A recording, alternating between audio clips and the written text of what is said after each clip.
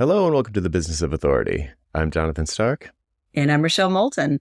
And today we're going to talk about the pros and cons of instituting an application process. Versus just selling it off your site or having a call ahead of time, yes? Or even a wait list. Good point. Yeah. But yes, imagine on your website, you've got different calls to action like, buy now or add your name to the waiting list. This would be essentially deciding to put a call to action on your website that says apply now. And the implications around doing such a thing are very interesting. I find them very interesting. But there's pros and cons for sure. I just went through this for a new thing I'm working on, and the psychology is very different, but it was also, for me, it was a lot of herding cats. It had that herding cats feeling where I was like, I got to really pay attention to this or I'm going to screw something up. So let's talk about where you have used this in your business. Maybe start there. So the application process, I've used that on my mastermind. I've also used it intermittently on my one-to-one coaching. And I liked using it there because it kind of kept the riffraff off. And all I mean by the riffraff is people who really weren't serious or who couldn't afford it and just really wanted to have a conversation with me. Right. And there are other avenues to do that. But yeah, and on the mastermind, it's absolutely essential because there's an income requirement. Oh, let me also add, there is a very simplified application process for my Soloist Women community. That one also has an application process. Cool. Okay, so why do you say that it's absolutely essential for the mastermind one? Well, because I need to know that they're eligible. And so I try to remember how many questions there are. I think there's like 10 in total, but that includes like your name, the kinds of things you sell. But yeah, I want to see, are they selling consulting services? Are they selling B2B versus B2C? I really want to know what their revenue was last year and what their target is for the current year. And that has different weights depending on whether it's January, September or December. Okay, perfect. And the mastermind, I'm assuming, but let's just make sure that that's got a hard cap on the number of seats. It does. Okay, yeah. So it's wild because before we pressed record on this one, it wasn't obvious to me, but now it is that the type of application that I just did an application process with a cap number of seats, is a different kind of application than the other ones you listed, which I have also used in the past. So like my sort of anti-tire kicker application for private coaching is similar to what you just described, where it's like, someone who's not serious isn't going to go through this process and tell me all of answer this big long list of questions that need to be answered thoughtfully and are very revealing and require a certain level of humility and vulnerability, perhaps. Yeah, there's an intimacy with that. Yeah, exactly. Yeah, they're telling me secrets. So they're not going to do that if they're not serious. And so for me, that sort of thing is more of a qualification step for, well, I guess, yeah, it's similar because it could disqualify them. But I found that for the thing that I just did, since it wasn't, it was much more high volume. So let me explain that. So the private coaching thing could turn into this, but it doesn't generally because there is a cap to the number of private coaching students I'll take at any one time. But it's priced such that there's very low demand. So when someone bubbles up to that price point, it's not super common. Like I don't want a lot of those students. I can't handle a lot of those students. So even getting one or two new ones of those a year is plenty. So I don't have a situation where I never have a situation where too many people have applied for the remaining spot. That's the distinction. Okay. So I might meet with someone and say no and reject the application, but I don't then move it to the next person in the list. It's like I pretty much only ever have one active application at a time for that.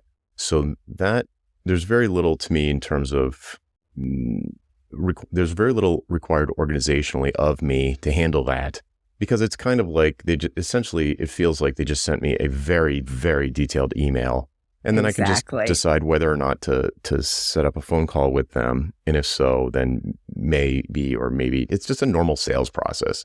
But there's just this speed bump to filter out people that aren't really ready. Now, this other thing I'm talking about is more similar to your mastermind, where there is a hard cap on the number of people that you can accept. There's a deadline, and you get more applicants than you can accept. And I found that to be that overwhelmed my current, it didn't completely overwhelm, but it did exceed the capacity of my current systems, because I just never do anything like that. So I really had to like pull out a spreadsheet, color code it, track, I basically created an ad hoc CRM for like one workshop. And what was the cap? How many people? 20. Okay. So there's all of these, so there's like all these micro deadlines that happen. So like the thing was going to be on a date. So then I let people know about it. So then I accepted applications for 20 seats. I took the form down when I had 28 applications, like that was even maybe more than I wasn't sure what the conversion rate was going to be, but I was like, I think I should shut it down now, because they were looking pretty good. Like it felt like almost everybody who applied looked at first glance like they would qualify. So I was like, okay. So then you shut that off. And then you get all these emails like, oh, is my too late? And you have all this correspondence. Yes, you're too late. And then, you review the applications, which is fairly time consuming, to be honest. How many questions roughly? 10. Okay. And they're similar to ones you listed, but the trying to think what the 10 questions, but I also had to go through these steps. Like one of the things was it's a workshop about improving your website, making it actually work instead of not work. So reviewing their website was one thing. And I had to, it didn't take long, but it was like a very non-automatable kind of process where I click on the link, poke around, get a sense for how sophisticated or unsophisticated it felt like they might be currently, try and get a sense of, based on their website, do they essentially appear to know everything I'm going to teach kind of thing? Oh, okay. Yeah. How much do they need you? Right. Are they too advanced? Are they too basic? How long have they been in? There's a lot of questions I could just read, like how long have you been in business? Blah, blah, blah. That's easy. But then the other thing was I wanted to know, this was time consuming too. I'd take their email and go through is the closest thing I have to a CRM, which is my email inbox, and search to see if they had been in any of my other workshops before, if they had corresponded with me at length in the past. I don't have a CRM, so this is the closest thing I had. So that felt very messy, but it was just inefficient. You're not used to doing that. No, I never do that. Yeah. Yeah. And then there's these deadlines like, okay, I gotta send out applications to the ones that are accepted. I send out rejections to the ones that are definitely not a good fit. And then I have to give a time limit on the acceptances so that you fill up the 20 spots before the thing happens. Right. How do they pay? So you send them you're accepted. Do you give them a link to then pay? Yeah. Oh, okay. Yeah. All right. But I can't wait for them to maybe pay the Thursday night before the Friday workshop. Right. I want to know who's in or who's not. So it's like, right. So you've got a deadline on the payment for each individual person. Yeah. And even then, the conversion rate was astronomically high on this group of people, but it's not 100%. Never is. Right. So you're like. Almost never. Yeah. So it was just a lot of moving parts, and I'm still in the middle of it. So at the same time, now I have to be sending out information about here's how to prepare, here's where it's going to be, here's how long it's going to take, here are the more details that I promised. And who did I send that to? Because I'm only sending it to the people that paid, which is a subset of the whole list of people who I accepted. Do you pay through Moonclerk? Yeah. Okay, so you could trigger an automatic message in ConvertKit, so you didn't have to worry about it. Yes, that is true, but I am not. This is a one-time only thing. I'm not going to run it again, and it's going to be extremely hands-on, half-day workshop with 20 people, which will turn into one of my 5-day challenges. That isn't like hands-on workshop with me specifically. It's more like a video course. So yes, I could do that. There are a whole bunch of things I could have done to make this easier. But it seemed like, well, this is a prototype, so I'm not going to create those systems. Oh, yeah. For 20 people, I would have created it. I would have done it just because the cognitive load of trying to figure out if I sent it to somebody or not. Yeah, it's very high. I would fall down there somewhere. Yeah.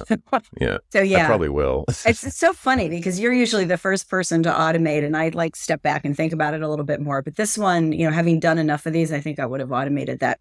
Plus, you're going to take 20 people. If it was if it's a group of 10, maybe not, although I still automate those because it's a recurring. But once you start to get to 20, it starts to feel unwieldy. I agree. Had I done it before, I might have taken the extra step to do that. But at the same time, I'm actually not the first person to automate something. I only automate it when it's becoming repetitive, so then I know what to automate. But if I was going to do this again, I could have announced this to my mailing list and gotten no response. So I wouldn't have wanted to set up all this automation in advance and then nobody shows up. So I wanted to do something that was as low effort as possible up front to test the idea.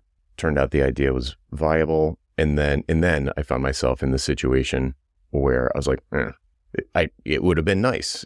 Well, I wouldn't have done it ahead of time, though. No, I agree with your rationale. I'm just saying once you knew that you had enough people and you had to sort to get to 20, that's the point I would have automated. But anyway, that's just kind of a side note. That's good advice for the listener, though, because that would have made it a lot easier if I had just done that one bit. It honestly didn't occur to me.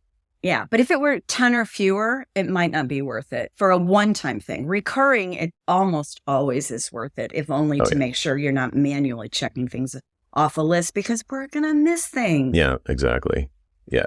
Yeah, absolutely, no doubt. Like if I was going to do this again, perhaps, I have like a sort of a checklist that I've been building just to like keep my head from exploding. But I'm not going to do this workshop again, but I might do an experiment or a test like this again, in which case, there are two things that I thought about doing that I didn't do. One was when I sent out the acceptances with the link to buy, I could have made those links expiring so that, this link's going to expire in 24 hours. So I don't have to manually check, what I mean? And then the other thing is the follow-up information once they do pay. Right. So because now what I want to do, which I can't, what I would like to do is wait until I'm positive that everybody that is going to pay has paid and then send one email to everybody. But that's, but I want to let people who already paid know as soon as possible so they can plan and so forth. What the details, set their expectations, start to warm them up, all of those things. And I can't do that if I wait until the last minute to say, okay, everybody, tomorrow's the workshop. Here's the information. So yeah, that would have been a really smart thing to do. What we're saying is having an application process, depending on what it is that the process applies to, can create a new level of complexity that you're not used to handling. Yes, but what's the flip side? Yeah, let's hear that. The flip side is fantastic. And I actually breezed right by it, but the conversion rate is insane. So like normally if I launch something to my list, even to people on a waiting list. So, let's say people are interested in taking 5-day podcast challenge. It's not opening for a couple of months. There's a place where they can put in their email address and get notified when registration opens.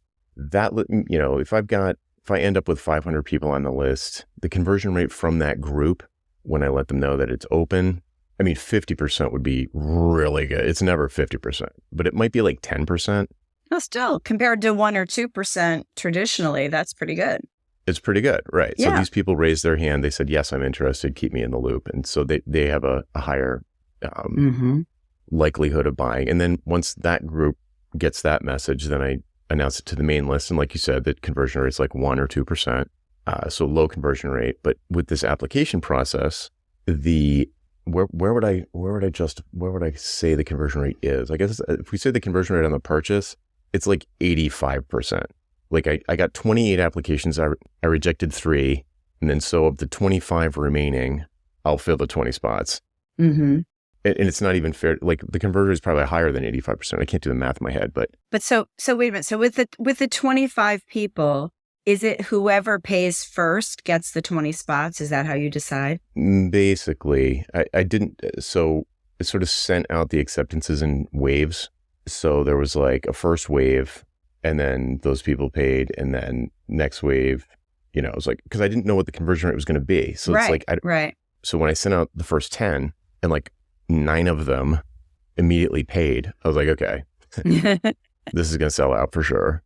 But now I've got 15 people for 10 spots, and only I think 2 or 3 I rejected just totally out of hand. Like one of them was just a brand new business, like 2 months in, and I wanted people that had 5 years or so or more. Mm-hmm. So yeah, it's just created this. It's like I lit a fuse, and now I'm like racing around before the bomb goes off to get all of the ducks in a row and have like a reasonably good experience. I mean, I told the people, I'm like, this is a prototype thing. It's not, not a test. It's going to be good, but it was a little bit of a weather balloon, and it's also a little bit of like, you get first crack at this content in a very high interaction setting that will never exist again. The combination of hard deadline, this is going to be on Friday, March 8th, this Friday as we're recording.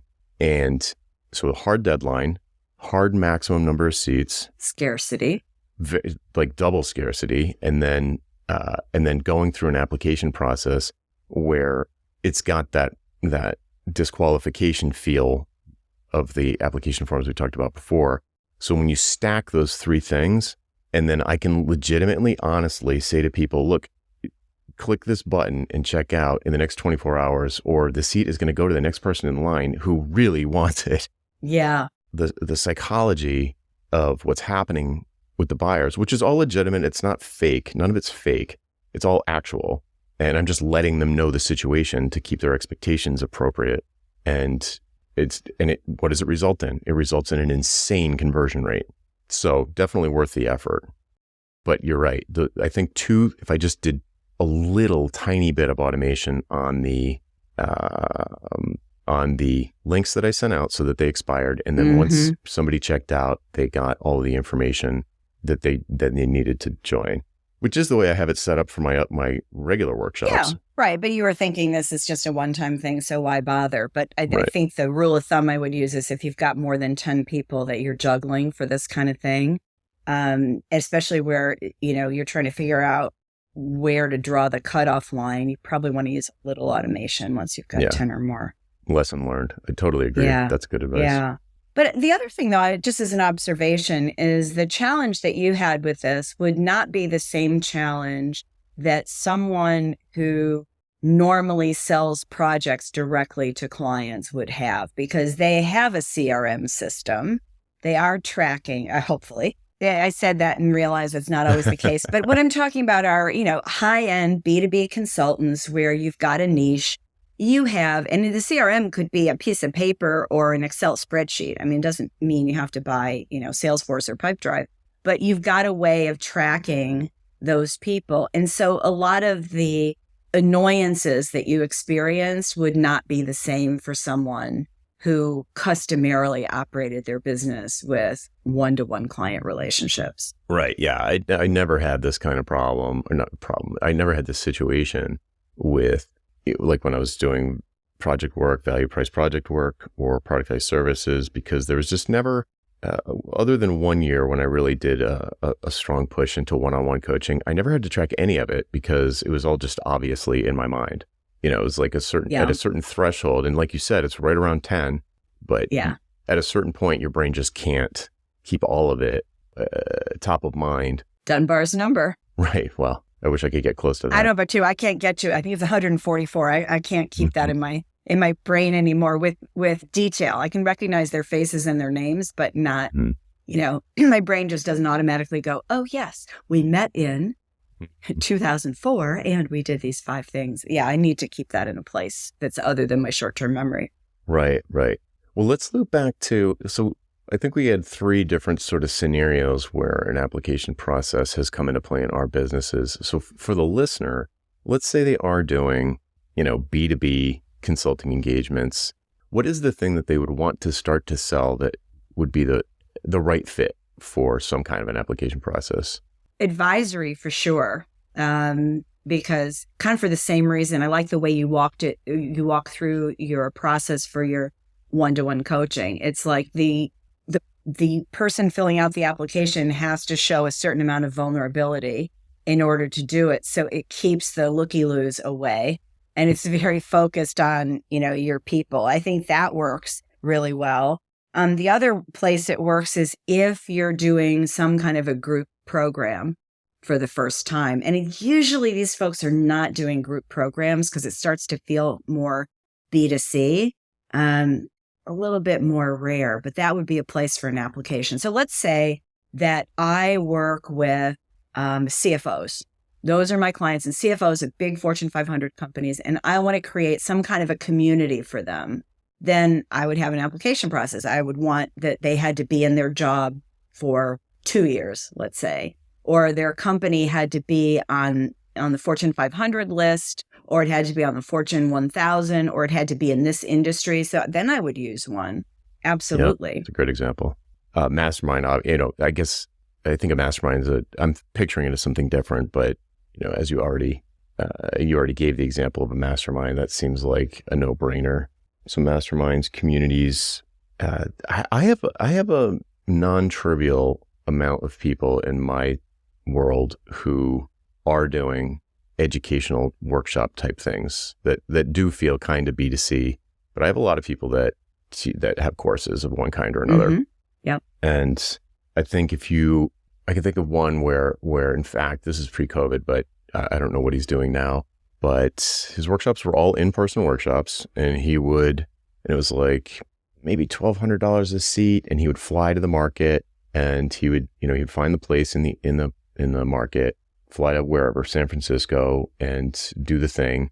And if he got like 20 people, it's like $20,000, $25,000 of raw revenue that then he could use to finance the whole thing. So knowing in advance, because you got to make it, it's a good example because you have to make a lot of decisions where there's going to be, plane tickets or room rental or there's all these upfront costs that are way, way more serious than me not wanting to create, spend 15 minutes creating 2 automations that would have saved me a lot of headaches, talking about thousands of dollars to find out that, oh, no one signed up.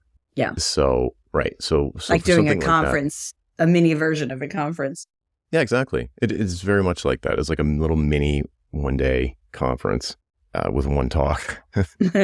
So that any kind of like, what would you call that? Like, even if it was online, whether or not it's in person or online, I think it just changes your upfront costs or your costs. But I mean, it's like I guess I'd probably call it a conference, even though it's not exactly, but that idea. Yeah. Or a meeting. I mean, you could call it a meeting, but it's the same, it's a day. Mm-hmm. I guess the point, there's 2 things here. It's like, I went through one. I was about to say that I would generally only go through the trouble of having this process if it was a paid thing. So it was going to generate revenue, but that's not 100% true. I can imagine situations where I'm doing one that's not paid, and some people would tell me I'm absolutely insane for doing it, but I did it anyway. Yeah. So the Solo Women community, I mean, it's unpaid. They have an application process. It's really simple questions. I think there's 7 questions. But then I meet with everyone who has an application that I approve. And again, total bottleneck. I am 100% the bottleneck. And that was done with complete intention because I wanted to carve out how this group would operate. And I wanted people at varying revenue levels who I knew were serious about building their business. I didn't want, dilettantes. Great not point. A place for dilettantes.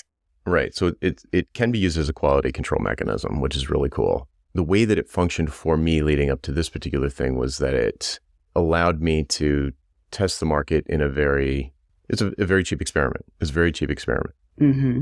And with, my friend who does these sort of flies around to do these one day open to the public workshops, it's a cost control thing. So for me, it's also a cost control thing. I'm trying to keep the experiment as low price as possible. Same for him. Yours is a different example and a good one, which is that you're controlling the quality, or you're trying to control the quality of the experience for the community, which is really good. And I was thinking, I interviewed a guy one time who did something that I know I will do someday, which is when you find yourself in a market, meaning you're traveling, you're out of town, you're in some other town, probably a big city, and you just put out the word like, hey, I'm going to be at this place tonight. If you want to meet up, I'll be there. Mm-hmm. And so this guy ended up starting a community by accident that way, by saying, oh, I'm going to be upstairs at the, Thinking Man's Tavern at 9 on Friday. Anybody who wants to come by and talk about whatever, mobile apps, come by. And he had 50 people show up or something. It's just like, whoa, this is interesting. Cool. Right. But in theory, something like that, you could have an application process for that sort of velvet rope kind of thing for it. And what the pros of the application process, if there is actual demand, if there's enough demand for it, I think the psychology of it is extremely beneficial for both parties.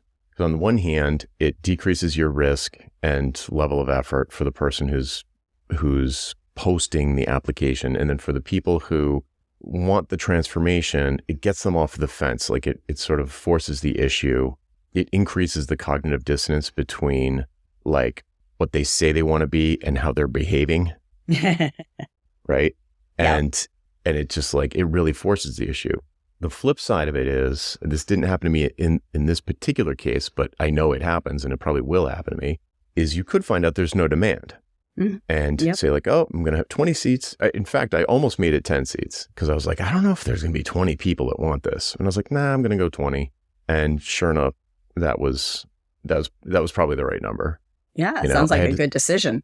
Oh yeah, I'm glad I did it. I couldn't have handled many more people in the Zoom call, so I didn't want more than 20. But I was like, I was nervous about the kind of like, what would my messaging be? Because what would the messaging be? Yeah, like if the experiment failed, and we've talked before, I think off mic, it's like the worst case isn't 0, it's 1. 1.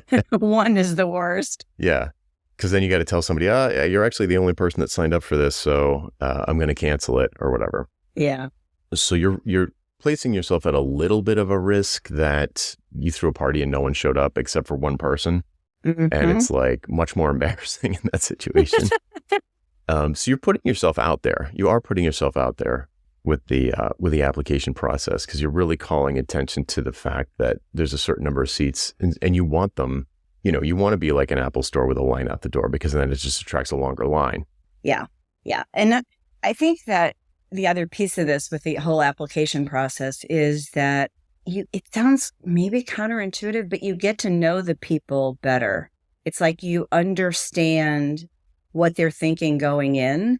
And it's kind of like, especially for your room of 20, you want to know a fair amount about those people before you put them in the room for this kind of a thing, because you've got a very specific outcome you've promised them, and you have a very specific reason for doing this, which isn't, to make X number of dollars from this. It's to figure out, is this viable as a new challenge, and what are the issues, and how do you deliver to multiple people? I actually kind of like that you picked 20 instead of 10, not just because you sold out, but because 20 can be more than 2 times as hard as 10.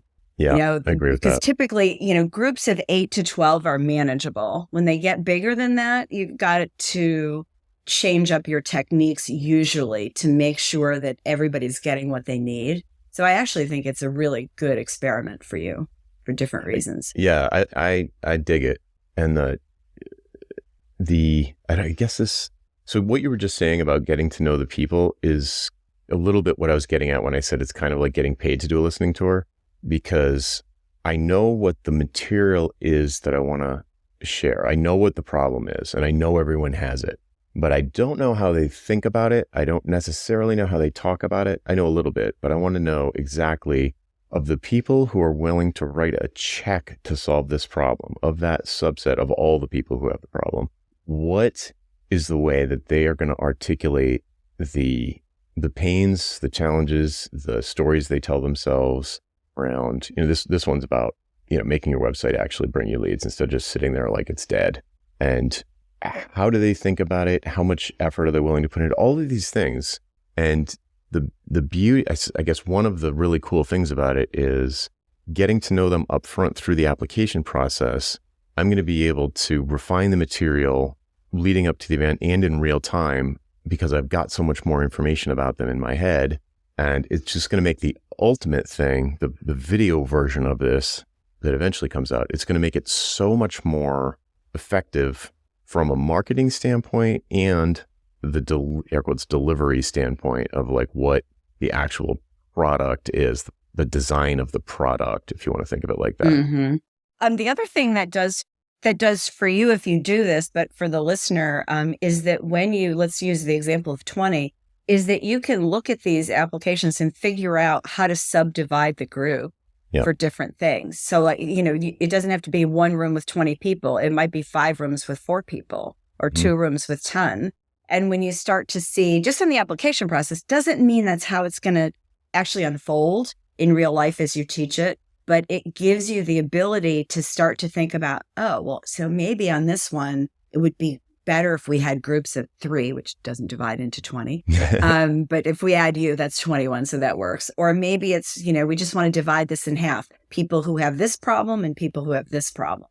Mm-hmm. So it gives you a lot of, I just think, interesting information to make the learning experience more powerful. Yeah, I can prepare. I wouldn't be able to prepare in the specific. I could prepare in general, but I couldn't prepare in the specific. Right. Yeah. So like in general, I could say like, oh, best practices or this, that, and the other. But that would be less likely to produce delightful outcomes for the people who actually show up, the specific people who are there. If it was just like, hey, on Friday, show up or don't show up, you can buy right up until the last minute and let yourself in. And then I'm sort of reacting to the group that materializes at the last second. It prevents it's just worse for everyone.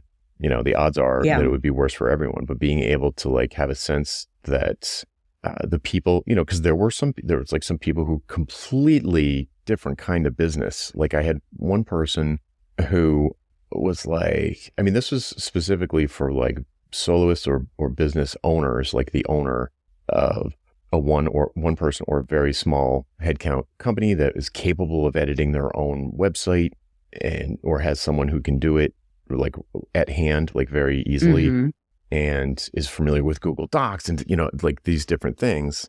So very, very, very specific. But, so if these other people showed up, like someone who never used Google Docs, is someone who just started in business, someone who is running a nonprofit with 1,100 employees, and now I gotta deal with that in real time, and then they're answering their question about, oh, how do I get into Google Docs, or like, oh, how do you do this for a nonprofit with over 1,000? It's like no one else is going to certainly they're not going to get as much benefit out of the answer to that question as if everybody was kind of in the same boat. So it's a distraction. Yeah, right. An annoyance for you, a distraction for the participants. So yeah, there's a lot to be said for putting up some requirements ahead of time and then using the application process to sort through and figure out your best fits. Yeah, absolutely. I wanted enough diversity, and I mean that in the broadest possible sense. I want enough diversity that people wasn't totally homogenous and that there was like different perspectives. But I also wanted it to be homogenous enough that it acted as a mini kind of pop-up community in a sense, where people could relate, and the answers to person B's question are helpful to person A. That's the classic challenge we all face with our audiences, right? We want it to be homogenous in one sense, and we want it to be diverse in another. And so, especially when you offer products and services that people opt into and you're putting some kind of a cohort together, you've got to have a certain amount of homogeny to make it work, or everybody's doing their own thing.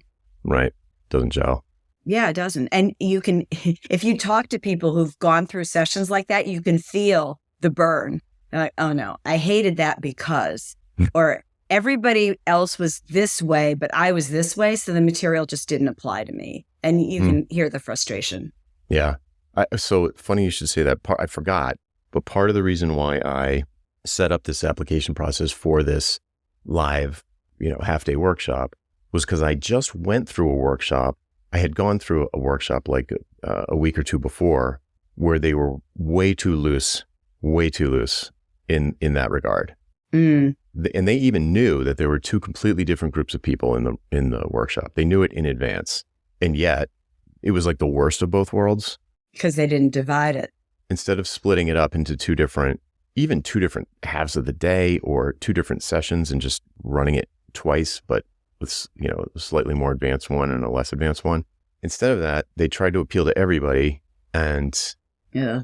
in my opinion, it was like, it was over the heads. A lot of stuff was over the heads of the people who were the new people. And then it was just like completely boring to the more advanced people most of the time. Yeah. Right. So it's just, Ouch. yeah. So I was trying to avoid that by being very picky with the application process. Yeah. I do think, there's not a problem with being picky with application processes as long as you get the numbers that you need to make it viable for you. And, there's two ways to go with that. One is if you can't get the numbers, don't do it. The other is to do what, this other person did, which is mix everybody together and have a big giant mess. So that's the challenge with this is finding that middle ground where you're giving real value to people and you're making it homogenous enough that you can do that. Right. Yeah. Like, yeah. I wonder if there are people in the audience like objecting to this, but so like imagine if not everybody spoke English, like not even as a first language. Like I suppose all of my marketing materials were in English. I didn't ask if everybody spoke English. Everybody's website that I reviewed was in English, but it's like if I had a mix of people who only spoke English and people who only spoke Japanese, that would be a really bad experience for all of them. It's funny you mentioned that because I had a woman drop out of she applied and then she dropped out before we closed because English was not her first language. And she was worried it would just be too fast paced for her. Right. And I found her English incredible. I mean, her English is 100 times better than my speaking her native language. But, I bow to that. You've got to know your limits and how much you're willing to push yourself, I guess. Like how important is this relative to her ability to converse in English? So totally get that. Yeah. And actually, that's, I think, a valuable point to make, which is in my challenges, which are asynchronous and aren't this like rapid fire live interactive type of thing.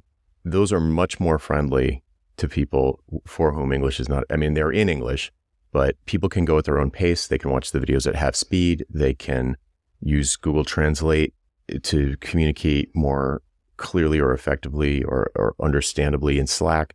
So if I were to institute an application process for one of those, it wouldn't be as important that you had a really good fluency in English. But for a live thing where people are going to be, in breakout rooms and talking to each other and it's not just me talking, then it's a much bigger deal. I didn't actually think to ask that, but I think I based on the applications, I didn't get any red flags like, ooh, this might be tricky for this person. Most people self-police on that because if they're going to spend what to them is a lot of money on a thing, they're going to make sure they can understand it. And there's the other side of that too, which is it's incumbent upon us to not use so much slang. And I'm always surprised at how much slang I use. Like I'm correcting myself when I'm with people from multiple countries who are speaking English. So many times I like stop and say, all right, how can I say this? Not using this really American expression that might not translate if you haven't,